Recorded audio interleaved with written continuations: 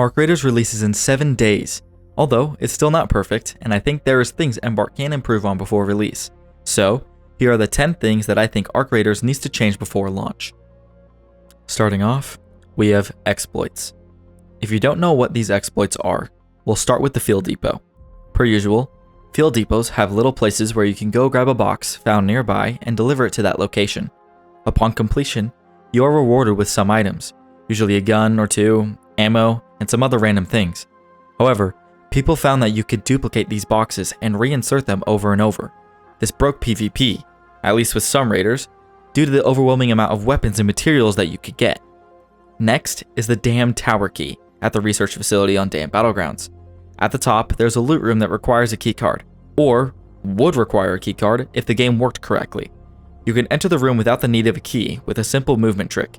As shown here, you get to the top, back up slowly on the ledge, and grab the one below. This allows access into the room. You can then loot it and get out without the need of a keycard. Not only is this strange, it makes the entire key useless. This has been an issue for every playtest before and needs to be changed before launch. And while we're talking about loot rooms, this brings me to my next gripe. Number 2, the loot rooms need to be buffed again. Embark said loot rooms were buffed, but that doesn't really seem to be true. Even after doing the Dam Key exploit, I'd find maybe 1 or 2 guns. However, we also had access to the Annex Key, and as shown here, I got worse loot in here than I would at a location with no key entry. This proves that the keys are just useless in Arc Raiders currently. Loot room should feel like a reward. There should be multiple rare or epic guns, something you can't just find in a random locker. If I can find an arpeggio anywhere, loot room should be giving me something better 100% of the time, not off chance.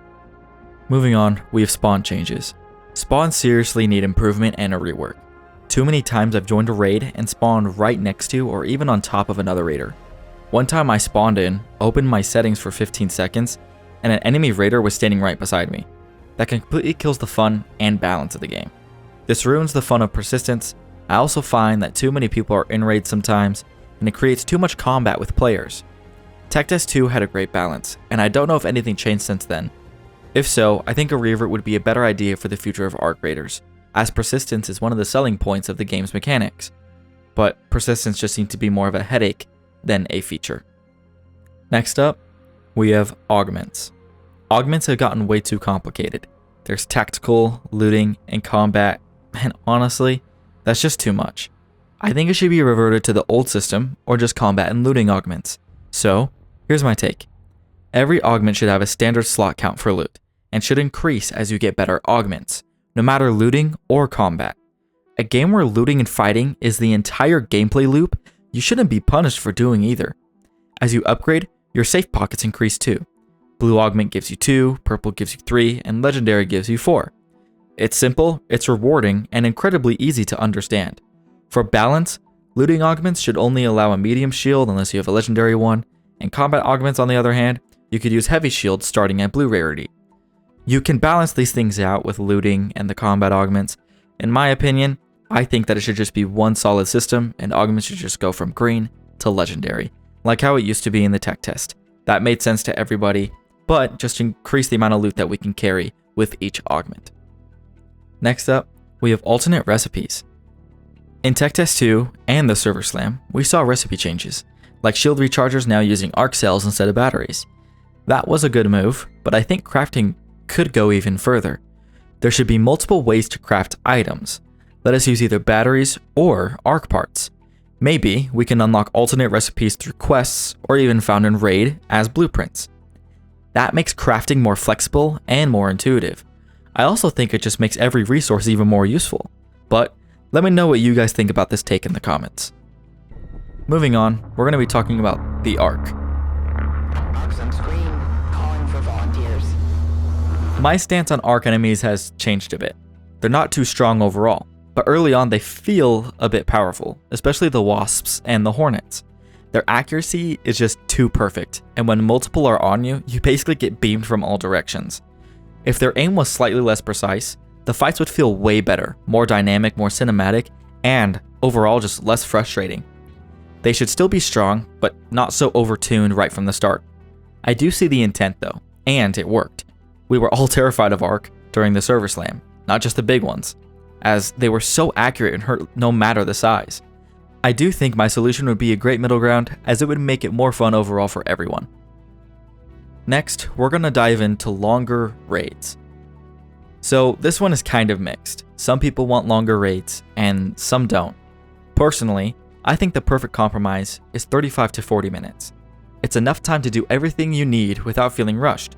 If you load in late, you still have time to fight, loot, and actually enjoy the raid. I've had runs where I felt completely rushed or out of time, and that kills the pacing of the game. The extra time gives players more breathing room to explore and plan, without dragging it out too long. They also get to enjoy the environment more and have more time to make decisions that can actually change their whole raid. This would also help with persistence. Next up, number 8, care package spawn logic. Care packages need to be fixed.